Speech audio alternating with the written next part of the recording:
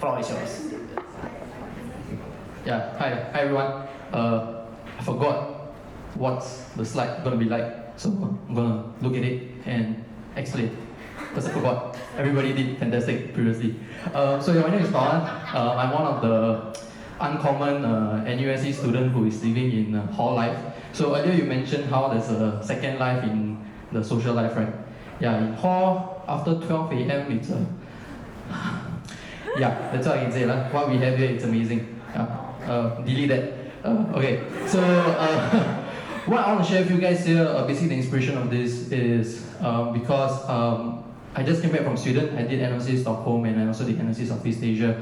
Many times, a lot of my juniors and friends always struggle coming up with ideas. Ideas in the sense of either the entrepreneurial aspect of a startup idea or just any project they want to pursue on. So if you're someone coming from STEM, non-STEM, it's open for everybody. So yeah, the agenda, the goal really in this quick couple of minutes is just giving you a tool in your toolbox that you may already not have. So just to reframe and just like rediscuss this.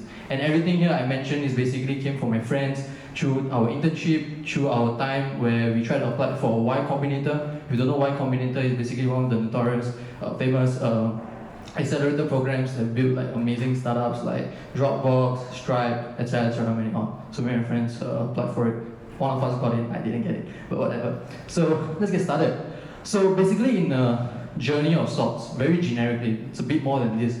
We always have ideation, execution, and scaling. When you think of a project, usually you have the point where you think of the idea that you want to work on, execution in the sense where, okay, let me go out there and do it, and scaling where we want to do this more than just being a one-time thing. But obviously we want to go down into the starting point, which a lot of us struggle with, I myself included as well. It's ideation. But what is ideation? If you Google search it, right, there's a, cannot curse, right? Do whatever you want. Can, yeah, USB, NUSC. There's a shit ton of resources online that you can kind of find that has many definitions. But I want to be very scheme. I want to give you a very scheme version in just sort of one word. It's all about opportunity. How do you identify opportunity? How do you recognize it? How do you communicate opportunities to people that you want to get on board with what you want to work on? And obviously recognizing it's a potential opportunity. Right, but obviously, and one other thing is very important during ideation. Have this in mind. No idea is a bad idea yet. So if let's say, after sharing from some of your speakers here, you want to ramp up communication thing.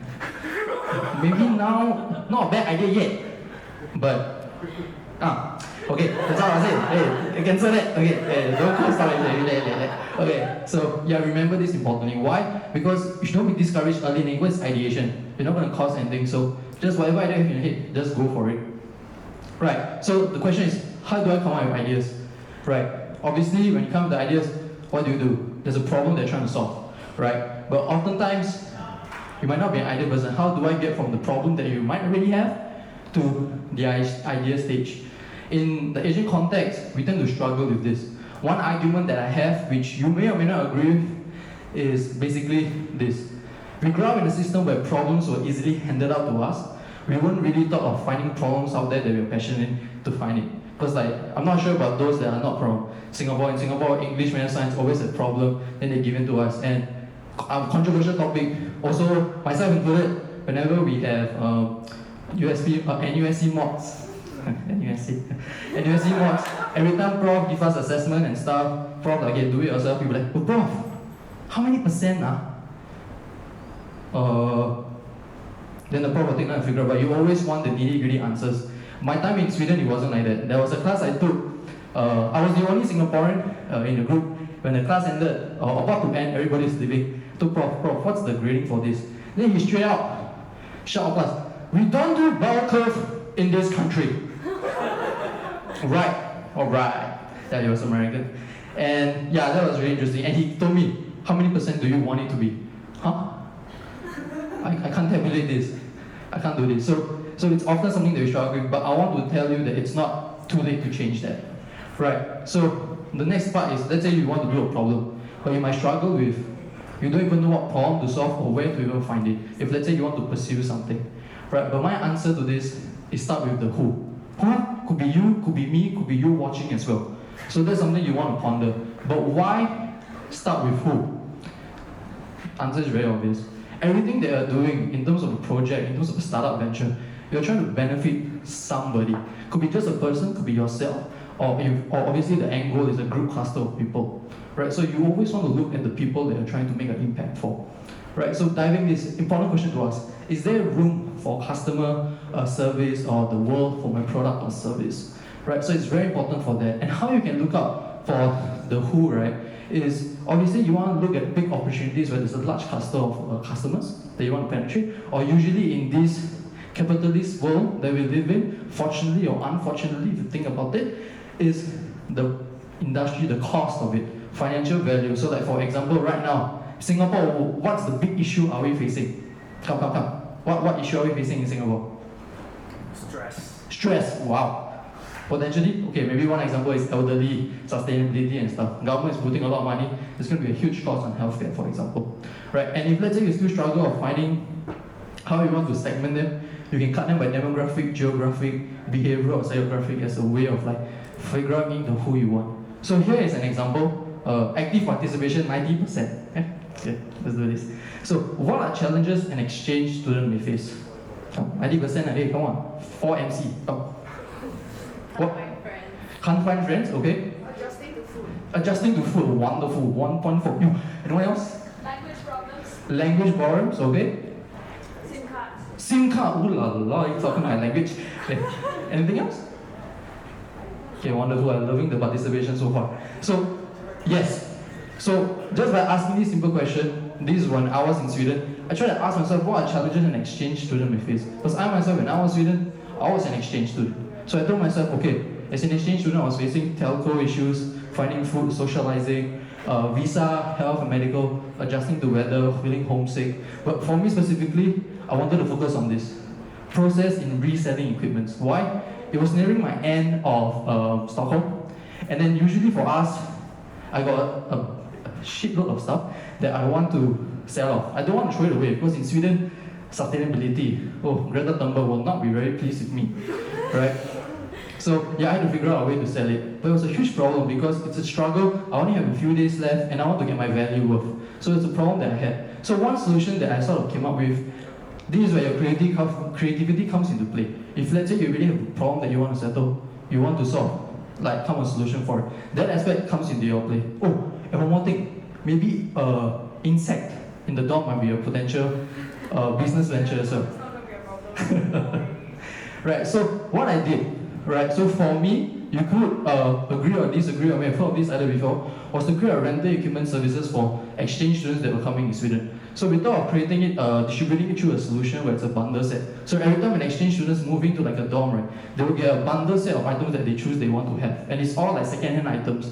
So it helps to reduce the dependency on like buying new stuff. And then we also have like a physical store, where the idea of the physical store is usually the students that we kind of like talk to wanted to see the items physically, but they don't want to carry it with them. So they go to the store, they put in a checklist, and we will deliver it to them. So that was an idea that we thought of, and one of my friends that I teamed up in Sweden, he's working on this idea. Yeah, so it's very interesting. I don't know if it will succeed or fail, but it's an idea that we're working on. But of course, as I'm sharing this idea, some things might come to your head. There's already something out there. No chance will work. Oftentimes, maybe you, myself included, you share an idea or your friend is sharing an idea, you might say this, hey bro, this idea like this and this, I think you failed. What happens next? Have you guys ever had that situation before? No? Wrong customer segment. Yes, the wrong group. No, but usually there might be a situation where you feel easily discouraged. But here I tell you, that's not the case. If you look, one example, you guys know ride sharing service? You all take Grab, right? Yeah. Okay, so before Grab came into play, you guys might have heard of Uber. It used to be in Singapore. Yeah. But do you know before Uber, this came first? Zim, right now known as Lyft in the US. Oftentimes you feel that you must be the only person to come up with an idea. But trust me, in the ride-sharing service, there's a ton that's out there. And these aren't the only ones. Before Zim, right, there were so many others. The traditional way of ride-sharing service was, you know what? Walking. Come on now. Then it became a hassle, and then horses came into play, and then vehicles. Yeah, and then there were some famous guys saying that, these vehicles will never come into motion. People still prefer horses. I think it was Tom Ford or some famous guy lah. Okay, then Grab came into play. But is Grab the only one that we have for ride-sharing services right now? Any others that you can come up with? Walking, power, this one. Hey, 1 point, another point for this one. Right, yes, walking. Okay, but you heard of Gojek. There's Tada. Comfort Dare Grow, that was originally the one in Singapore. Previously, we used to put our hands up like this, but if you still do that, respect. But one thing that, another opinion I have, you feel that, okay, there's going to be another app that's doing the same thing. My take on this, that's going to change this whole thing, is autonomous vehicles. Might be a whole game changer in the next maybe 30, 40, 50 years. But what I want to say is, don't be discouraged so early in the game. Why? Because if you have a competitor, there is a market. So you don't need to think too much about it. There is a similar idea that's out there to you. Fantastic. It's all very little. There's a way for me to get a chunk of that pie in terms of financial, in terms of impact that you want to consider, and that is amazing. But the question now you must ponder, am I doing the exact same thing? If that's the case, why would my customers want to use my services and not one that's already well established? So that's why it's very important to ask ourselves, why am I unique? What can I offer that Grab can't offer, for instance, or Gojek can't offer? Right? There has to be a reason why there are so many other competitors, but they're selling slightly different stuff. Price differentiation could be an example. Serving certain customers could be an example. But of course, you want to look. And one example you can think of is doing like a competitor analysis. I won't dive deep into that, but if you just Google search, it's basically just tables and graph and axes. Everybody loves graphs and math, right? So yeah, you can do that. Then moving forward, coming to an end real soon, is think of the overall impact your solution, either startup, project, is going to bring to the overall society industry. In Singapore, it's very important in a sense. You guys heard of the SDGs, right? Yeah. No, you never heard SDG before. Sustainable Development Goals. Okay, unless there's a different acronym I'm not familiar. So it's very important to impact. Why? Have you guys heard of the TikTok situation of one of our fellow Singaporeans who were able to unite two political parties together? You guys seen that? No? Okay, I love this crowd. So, yes, so it's very important to think early on of possible questions, or very tough questions that they might ask you. So it's to preempt you. Questions like, let's say you're working on something AI. Common questions. How will my data be protected? Why yours over this? So it's very important for you to far goal and in mind to be prepared when tough questions come into play. And overall is the vision and impact you're going to make in the industry. Very, very important in the very early on stage, and it will help you in the long game, because growth is an outcome of impact. So coming to an end, if you can answer all of these 6 questions, ideation done. So it's just a blueprint. If you want to take a screenshot or whatever, feel free to take it. But this is just a schematics of ideation, and you're on your way already to having an idea. Obviously, this doesn't mean that, oh, I have an idea, I got this. It's gonna get tougher. The next step to this is when you get out of this room and go out and talk to your customers. But that's another workshop. Yes. Right, so that's it. But obviously, if let's say, Pawan, I still don't get it, I'm still lost. Ultimately, what I want to sell, it's all about asking questions and not finding solutions. One thing that intrigued me, I think the first speakers, when they got a question that prompted them to come out with this idea. Right, and it's all about asking questions. Don't go out there and find solutions, go in and ask questions, and the questions will then drive you into finding out what project you want to work on, or potentially a potential startup idea. Well, if let's say if this doesn't help, there's so many solutions out there that you can work on. Intern, volunteer, look at the problem that you are personally facing as a start, and then see if your fellow peers or your friends are facing similar issues, and you come together and work on that. Right? And obviously, SDGs. In Singapore, we are far from being done from the 17 SDGs.